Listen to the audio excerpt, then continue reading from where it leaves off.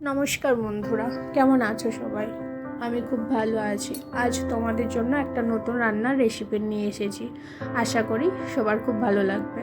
রেসিপিটা কি জানতে হলে ভিডিওটা লাস্ট অবধি দেখতে থাকুন। সো আমি এখানে ধুয়ে রাখা ভেন্ডিগুলোকে এইভাবে 4 টুকরো করে লম্বা লম্বা সাইজে কেটে নেব।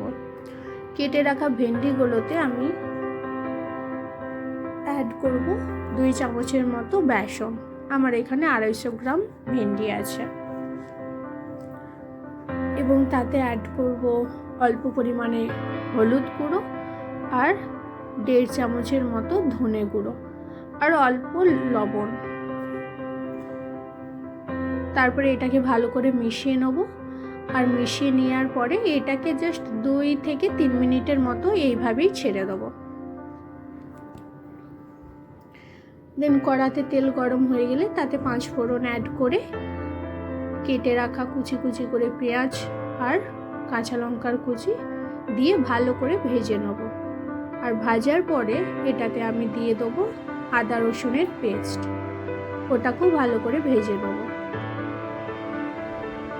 ভালো করে ভাজা হয়ে যাওয়ার পরে দেন এটাতে অল্প পরিমাণে লঙ্কার গুঁড়ো আর অল্প পরিমাণে হলুদের গুঁড়ো দিয়ে ভালো করে নেড়ে চেড়ে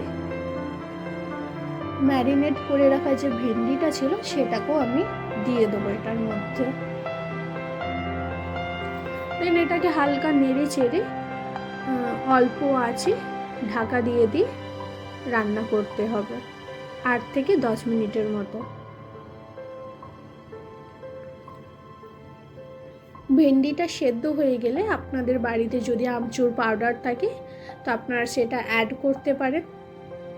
সো আমার এখানে রেডি হয়ে গেছে ভেন্ডি চাটার পাটার মশলা। আপনারা অবশ্যই এটা বাড়িতে ট্রাই করবেন আর রুটি বা ভাতের সাথে আপনারা এটা খেতে পারেন। সো রেসিপিটা কেমন লাগলো অবশ্যই আপনারা আমাকে কমেন্ট করে জানাবেন। দেখা হচ্ছে নেক্সট ভিডিওতে, ততক্ষণের জন্য ভালো থাকবেন। Bye, tata.